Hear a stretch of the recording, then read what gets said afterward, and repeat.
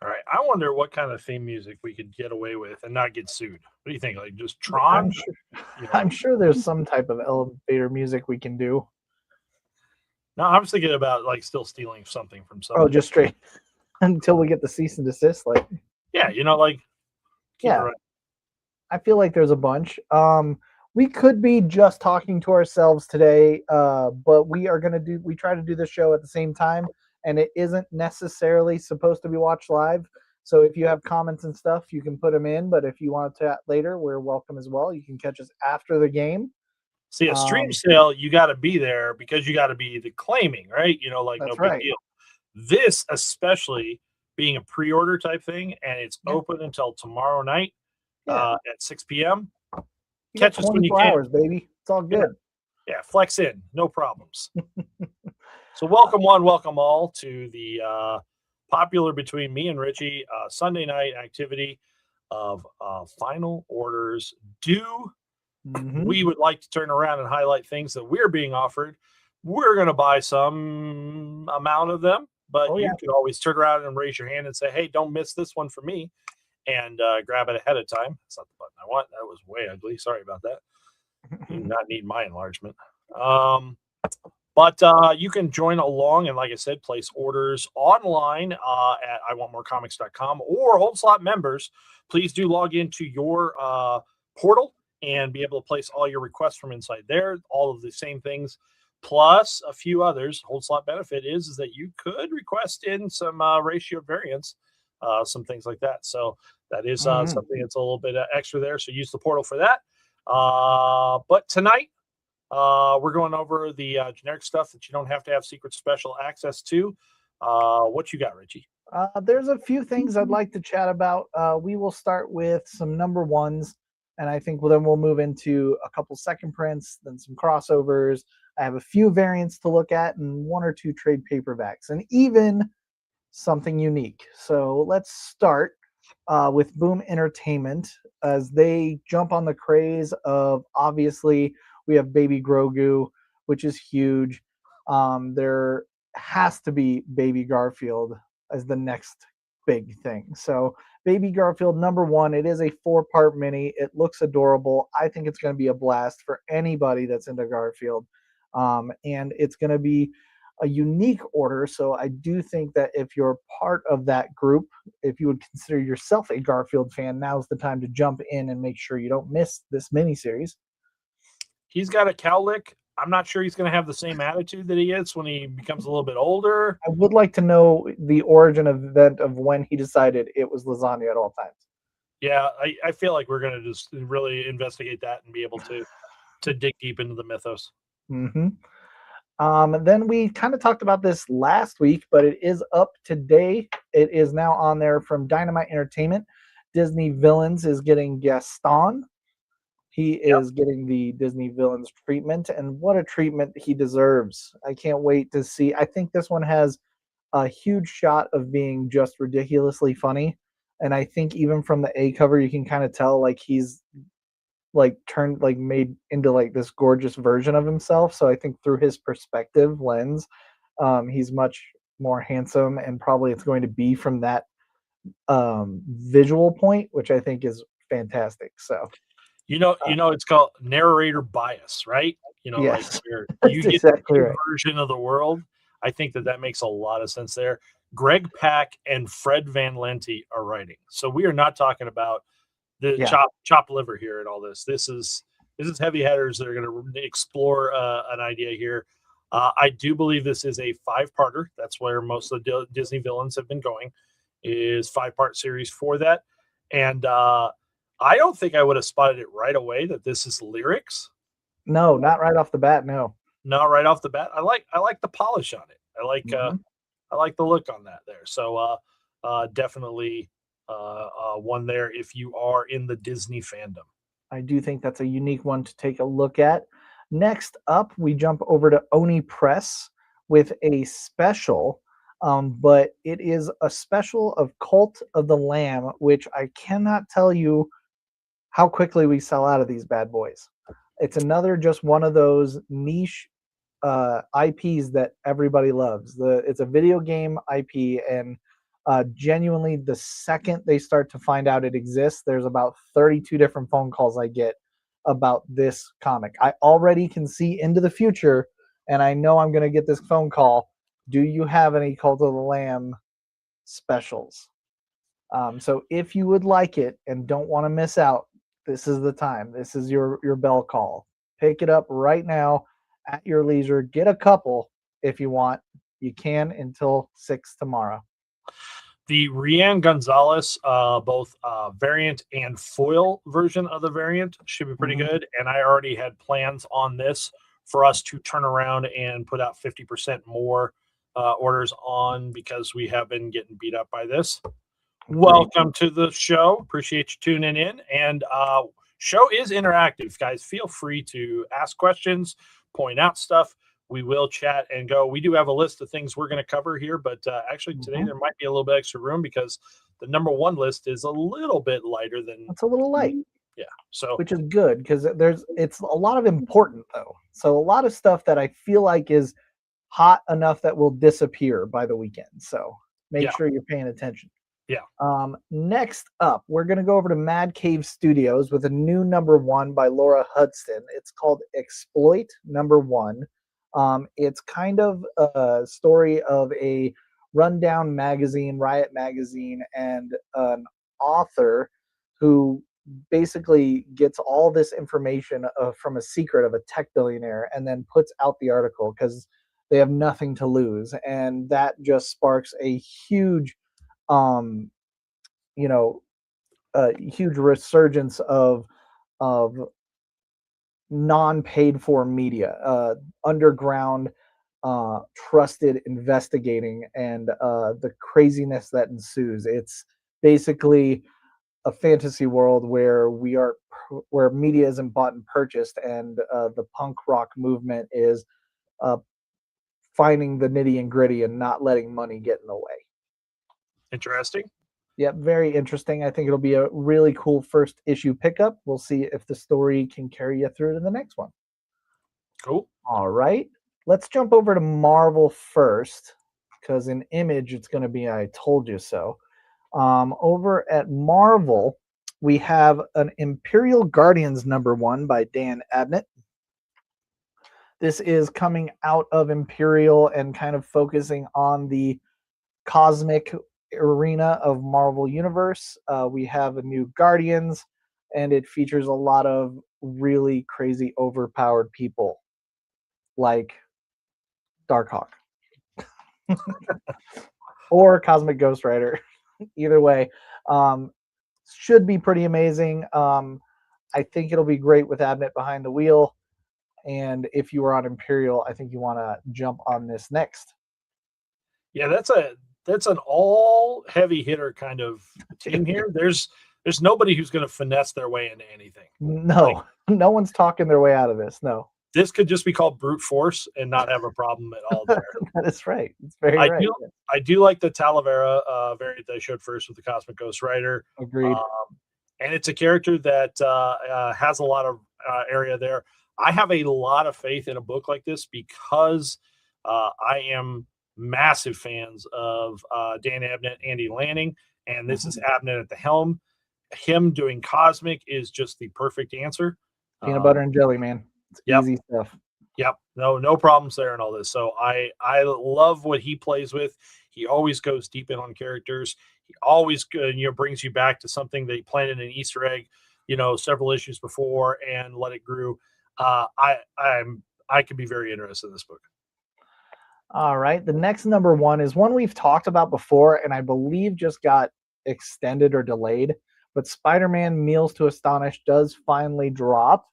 It is on our sheet here from Marvel, which with a really gorgeous Magnola A cover, which is interesting to me. This has been retooled from when it first was announced. Right. It was originally 2 different covers. It's now expanded out to a third. Cameron has come on as a cover there, the Magnola there. It was originally just Meals to Astonish. It wasn't Spider-Man specific. Mm-hmm. So this has been retooled a couple different ways here. Like you did point out here, this Magnola looks crazy. it's been so long since I've seen Mignola on a Spider-Man. It's kind of blew me away. Well, and we've, like, Mignola's Batman level from Very way, much. way, way, way long ago when all of us were much, much younger. But this kind of, like, this cover's really got, like, it does everything Mignola here. It's got that feeling of Batman. It's got that Hellboy. Electro in the background is just a can't miss. It's just good. I definitely think you should pick it up if you're interested. It looks like they've tooled a brand new story by Steve Orlando. It also has Jeff Table, for those that are Jeff fans, so don't miss out on that, and collects the test kitchen from the Infinity, which I think is what it started as in the first place, was kind of like a place that you could just get that. So they've added more to it to make it more unique for the retail stores. Yeah, so little stories. You're going to get several different pieces inside there. A lot going on to the book. We can stay on the Mike Mignola train by going over to Dark Horse Comics. No way, he does stuff for them. Yeah, and we have Leonoid, the Vampire and the House of Yonda. It is navigated that correctly. That was a tough one. Mike Mignola on the writing duties here, kind of continuing his thing where he does 2-parters, 3-parters, 5-parters. This is a 2-part story of Leonide the Vampire. Mm-hmm. All right. Covers on that one. So you do have do pick your option there and all this. Mignola is on the B with just again. On Titan Comics, we have a number 1, but I think it's an early number 1 because it's got to get to the printer before the actual drop. Lenore Blood and Money number 1 comes out with a foil variant, and I believe that this is one of those cases where we just have the variant out right now. The rest of it will pop up soon. Yeah, so I just had to I had to fix all of this because there was, from initial solicits, things have changed around a bit. Lenore is now doing a series of one-shots. So we ordered the first one. That still hasn't come out yet. We're about to get that. This one here, the Kit Wallace foil, is ahead, like you said, because they need 2 more weeks to print foil covers.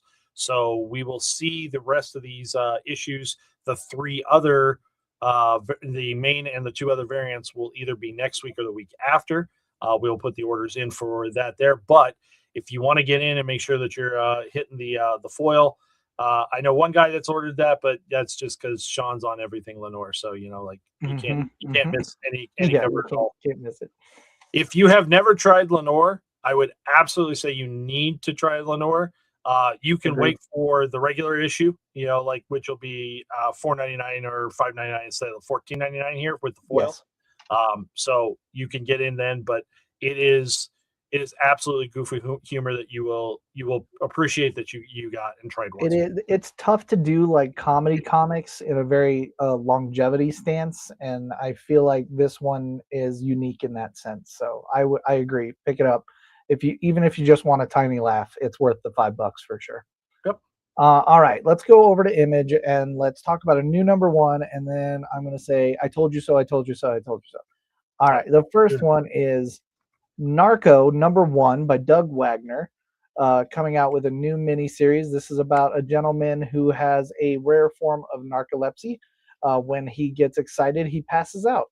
Unfortunately, he does so witnessing a murder of a friend of his neighbor, and has become the number 1 suspect. And now he must try to clear his name while dealing with this affliction. So I think it's going to be somewhat funny, somewhat thriller aspect, especially with the cover A looking like a Pop-Tart sense. I think this is going to be pretty unique and interesting, but definitely harder to order. So if it's something you're interested in, jump on now so you don't miss one. I'm going to let you get to your I told you so moment, but I have a small, segue here with it. Narco has one of the Invincible Month variants where you turn around and we'll see Invincible characters showing up and punching people involved with any other Image comic. They're just aggro all the time here. So you get this. The creators of the comics are doing the variants. So again, this is Daniel Hilliard, Dave Stewart on the cover art. But which for me threw me for a little bit because man, it looks like Corey Walker's. It does, right? It's a little close. He is so spot on with that. So Hilliard's delivering. But I'm going to bring that up that again, we have passed one. I think Free Planet's already passed. This is the next one. And then it's really going to start piping up after this week with additional ones. I think I was just going to double check here. We do have one for Walking Dead. Oh, there is a second one for Walking Dead. Yeah, so why don't you click on the crossover real quick? Yeah. Because that Walking Dead one might be, I haven't seen them all, but this one might be one of the best.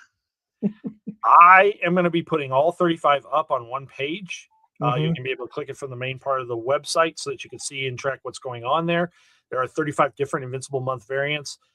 They almost everyone just is top tier, but we talked about how this one is so special because there's a connection between these two characters. Yes, these are both the characters from Kirkman's world that Jeffrey Dean Morgan played in the live or cartoon version of the shows. So that's unique to put them both on the cover like that. I don't know another scenario where they'll run into each other, but if I was a person that was looking to get an autograph from Jeffrey, I think this would be one of the most iconic covers to get. Are you okay with who drew this cover? And then all outside of that, just put all that, throw that all in the trash, right? Just the fact that Dave Finch is doing this is epic for me. I love it so much. The artwork on it's fire. He put the work in on this cover to me, and it's fantastic. I think it just shows. It speaks for itself in general. You don't want to miss it. If you're going to get one, I think this is one to get, but you definitely don't want to miss it if you're trying to pick them all up. Yeah, this one I do know I'll be ordering a little bit more on, but it is going to burn out pretty quick. And the last Invincible connection here. Yes, I had that on my list too, so we can talk about it. Yeah, how do you got Image doing a Marvel book on a facsimile edition? It's just weird, right? Just crazy. Right. Yeah, interesting.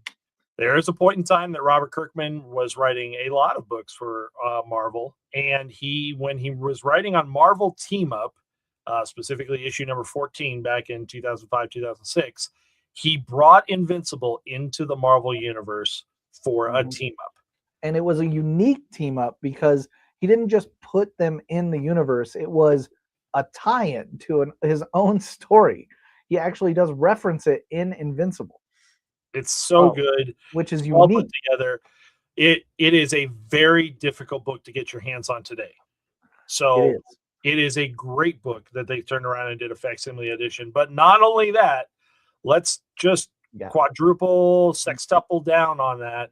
You get your main, but how are you going to pick between your variants, man? Good luck. Eric Larson's absolutely. The Savick is great. Mark Bagley. Has Bagley ever done these characters? It seems like it matches there, right? I think he's dabbled. Otley comes in. And then to cap it all off, the Todd father is doing a Spider-Man cover. Unbelievable. It's been a while. It's been a while. Spider-Man. So getting Todd with all the intricacies of how he draws Spider-Man, and he did not chintz on this. He did not. You can tell he's a good friend of Kirkman's. Yeah, he spent a lot of time here. Every one of these, by the way, is colored by Dave McCaig. So it's consistent. They all fit. They're done well. Oof. It's very, very good. I've had a couple orders come in already for I need them all. Yeah, I mean, I don't know how it would not be a bad buy to get them all. With facsimiles, that can kind of lead into what I would call like other printings. And there's going to be a new second printing coming out. And it is of a comic book that I tried to tell all of you about. You were all here. We can go back. It's recorded. We can all go back. And you can listen to Keith and I talk about, hey, you should probably look at this. It might be a big deal. Brett Bean's kind of a big deal, and it's going to come out of nowhere. And lo and behold, boy, did it. Dork sold out within, I think it was probably 1 or 2 o'clock in the afternoon on what, Thursday? So I think Yeah, it was last early Thursday. Thursday. Yep. Yeah. Early. Oh yeah, it was 10 in the morning on Thursday that you and I were talking.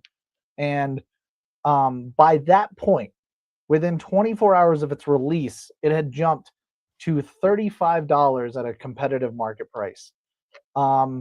That is crazy. I mean, I am all for it. I love the comic book world and market, and I love when things get popular, and I like that. That's good for the business. But boy, do I feel bad when people come in and they're like, "Oh man, do you have this comic called Dork? I hadn't heard of it." I just kind of look at them like, "What do you mean you haven't heard of it? What do you mean you haven't heard of it? What am I doing right now talking to you guys about when you say you haven't heard of it?" I will not accept this answer anymore. You did know about Dork. You 100% knew. And now it's a $35 comic. So for those of you that listen to Keith and I, congrats. You saved almost $28 just by listening to us go, hey, this might be worth it. You should probably pick it up. You know? And now they're gone, man. You just can't find them. They are sold out everywhere. And it's so much so that we are getting a second print. So I again tell you, I think this thing has legs. It's probably a good idea if you're going to be a full collector to pick up the second print and pick it up before it jumps up like Absolute Batman or any of that other nonsense. I'm not saying it will, but I think it's a good idea to make sure you pick up your copy. And if you didn't get to read Dork, this is your shot to do it at a way lesser than competitive market pricing. This is next week's conversation. Yeah. Okay. But actually, this is way off. I'm so, no, it's next week. We order all this next week. Yeah. But oh man. Is that how? As an orc? It's amazing. Look at all that. I see Conquest. I see Battle Beast. Alan. Oh, it's so good. It's so good. So anyway, I'm really happy. Those of you that did get on Dork, I'm happy for you. If you're not listening, now's the time to start. Tell your friend to, if they go, how did you know about Dork? Send them to us. Let's get everybody taken care of. Or you could sell your own stock tips. Yeah. You could have bought 3. We did not know it was going to be 35. We just knew it was going to be sold out. We knew it was going to be sold out. That's what we knew. And that, by the way, so you know, when you knew it was sold out, why didn't you order more? Well, we had subscriptions and orders for 4 copies. Yep. I ordered 30. Yeah. He went hard on it. It's the same thing that happens with Absolute Batman. Every time Keith tells me the number, I'm all, what? And then it's all gone. Yeah. Yep. All right. So from there, we have a few things I just thought we'd highlight. We did the Marvel team up. So what I'd like to go over is to DC Comics. There's a thing we didn't talk about last week because we ran out of time, and I wanted to bring it up this week. Batgirl number 17 has awesome covers all around. There's some really, really great ones. But one of the ones I wanted to focus on is the one that's called Symbol Variant. Symbols do not sell well at this store. Just that is not opinion. That is an objective fact. We have the data. Symbol variants do not sell well. So bringing them into the store is not a good idea for us if we're trying to keep the lights on. Okay. That said, I know that there are people that want to collect symbol variants, and you're not wrong. They're awesome to have them all in a row and together. And we want to sell you that comic.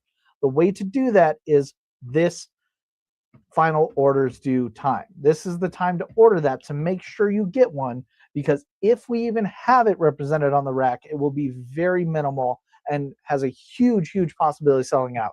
It has nothing to do with our opinions on the matter. That was decided by the people that shop at our store. Science, man. We just follow what you guys buy. We've just never sold that stuff well. But at the same time, that's the perfect reason why we give you opportunity to pre-order. You don't have to listen to us. You can turn around and 100% prove us wrong. Although at the same point in time, if you just want to pick up a Yom variant, there are really, really good variants. So, that is ridiculous, man. Yeah. Yeah. A little shine on the bat symbol, the details. That is ridiculous. So a few more things in DC because they didn't really have a ton of number ones. DCKO 5 drops, the final issue of DCKO, and with it are a phenomenal selection of covers that have been pretty consistent throughout its entire release. Thought we would highlight those. I said we put this one right in the Louvre. Like, that just goes right into the Museum of Fine Arts. No notes. It's perfection. That's Daniel Warren Johnson is killing it. I just want you guys to realize that you get Daniel Warren Johnson, which Richie is a fan of. You Mhm. get Batman in the power position. He's a fan of. You get wrestling move. He's a fan of. That this is why Richie will endorse this over anything else. It is almost like he was like, "Hey, I need to just do this comic cover for Richie real quick." That's what, like, he was doing all of the commission that Richie decided to say, "Hey, make it a cover for everybody." Yeah. So there you go. That is, there are a lot of DCKO issues, variants that I think you should check out and don't miss them because they're great. I wanted to say the same thing for Amazing Spider-Man. Amazing Spider-Man's going through Amazing Spider Death Spiral, I think, and we do have the crossover event filter for that. But the variants for Amazing Spider-Man have also been consistently very, very good, but very, very wide. So it's important to pick the one you actually want, so you're not, beholden to the things that are remaining versus the things that you want. The Upside Down in the Rain Kiss has always been popular, and I think that that's really, really cool because he's a vampire in it. I thought, I was like, why is he screaming? And it's because he's biting her neck. It's actually kind of cool when you look at it. Yeah, that's pretty dope. I was supremely impressed with the Lee Bermejo. It's Bermejo with my boy. Come on. It's Ben. Yeah. The Ben Reilly. But the fact that it's like this extra, all this, it's just too much. It's got too much going on. Yeah, he is doing too much. Like, someone needs to take the pen away from him. He is killing it with it. The event is going through Amazing Spider-Man and Venom issues here, so both of them are part of this, are available. Mark Bagley is doing a series of covers, but they're not letting us see anything about the Mark Bagley covers ahead of time. We'll have some of them because, like, Bagley is popular, but we don't know how deep to go on it. So yeah, and those are usually spoilers. So if you want to get ahead of the game, and there might be I don't like the game here where it's like, it's kind of like guessing, but I will tell you there's a potential of like first cover appearances on those. So if that's something you want to risk, I would get ahead of the game and purchase that. But that's not a guarantee or anything. They just kind of do it for fun to not spoil everything. The last thing in DC I wanted to bring up was a trade paperback.